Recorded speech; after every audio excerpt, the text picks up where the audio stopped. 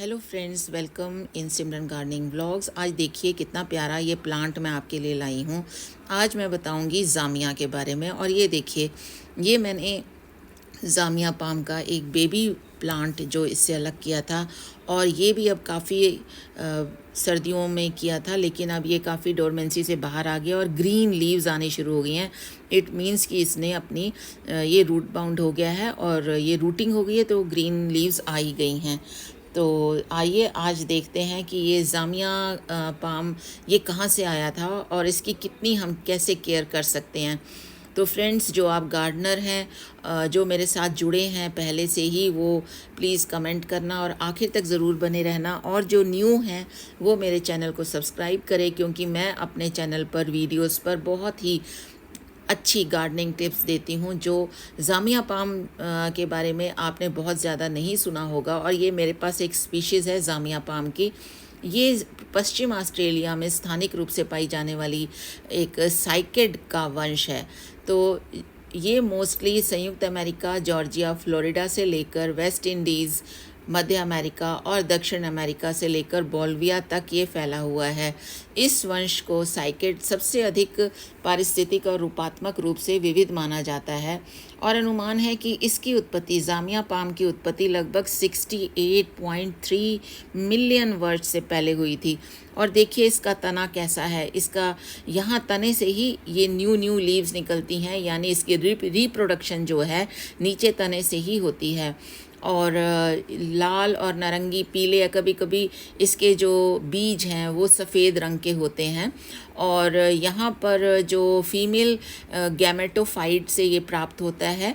और यहाँ पर जो बीज या जो हमारे पास फूल निकलते हैं इसके, तो इन्हीं बीजों से ही, मेल और फीमेल से ही, एक बहुत ही प्यारा सर्पिल रूप से मुड़ा हुआ ये सस्पेंसर निकलता है।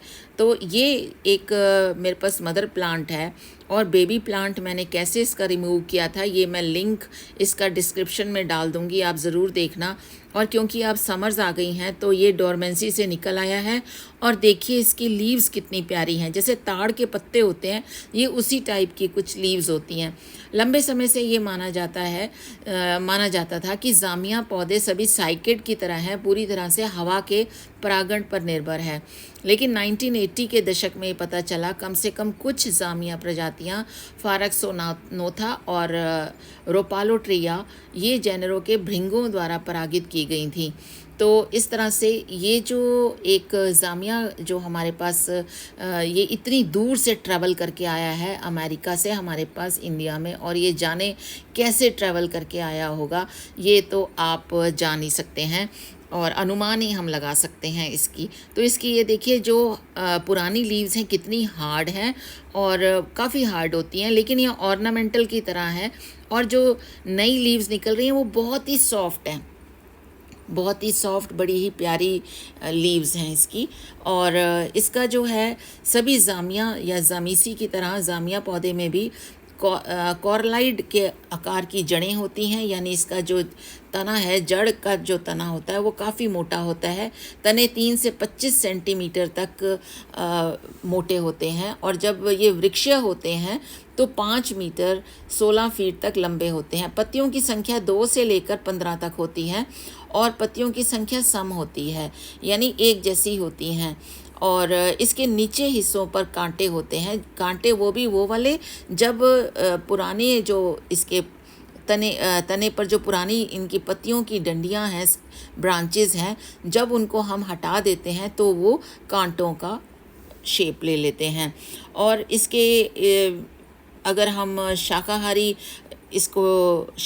लोग भी खाते हैं, लेकिन इसके गूदे को बार बार धोना पड़ता है क्योंकि इसमें टॉक्सिन्स होते हैं, और एनिमल्स के लिए तो बिल्कुल ये अच्छे नहीं होते हैं। ये देखिए अंदर से इसकी कितनी प्यारी एक ये सर्कल, ये देखिए कितना प्यारा, इतना प्यारा इसका लीव निकल रहा है। अब काफ़ी सारी लीव्स निकल रहे हैं इसके। तो ये अंदर ही अंदर ये प्रजनन होता है, इनका रिप्रोडक्शन होता है, और इसी रिप्रोडक्शन से ये ऊपर अपने आप ही लीव्स निकलते आते हैं।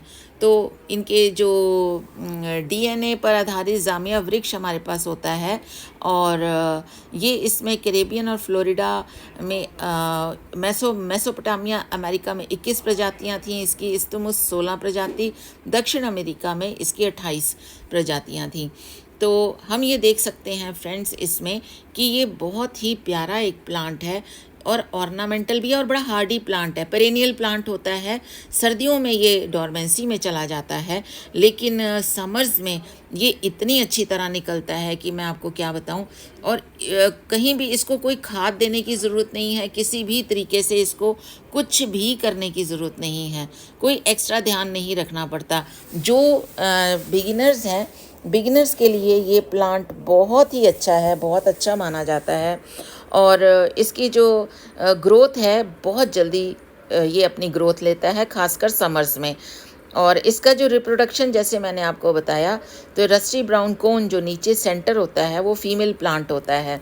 और ये डायोशियस स्पीशीज़ है, यानी एग शेप्ड फीमेल कोन्स जो इसमें होते हैं सीड प्रोड्यूसिंग, और smaller male pollen producing cones इसके अंदर ही होते हैं तने के इसमें। तो ये प्रोड्यूस करते हैं सेपरेट प्लांट्स। देखिए ये तने जो हैं, तना कितना, इसके तनों की लाइनों से ही आपको लग रहा होगा कि कितना पुराना है। मेरे पास ये कम से कम 12 से 15 साल पुराना है ये वाला जो जामिया पाम है। इसको मेनली जामिया फुरफुरेशिया पाम भी बोलते हैं, और ये साइकस रेवोल्यूटा प्रजाति का है। तो ये बहुत ही इजी केयर है। इसके ग्रोथ के लिए इसको ना ज़्यादा, इसको वेल ड्रेन्ड सॉइल चाहिए, और इसके अलावा ये फुल सन में, शेड में बहुत खुश रहता है। कांस्टेंट डीप शेड में ये खुश नहीं रहेगा।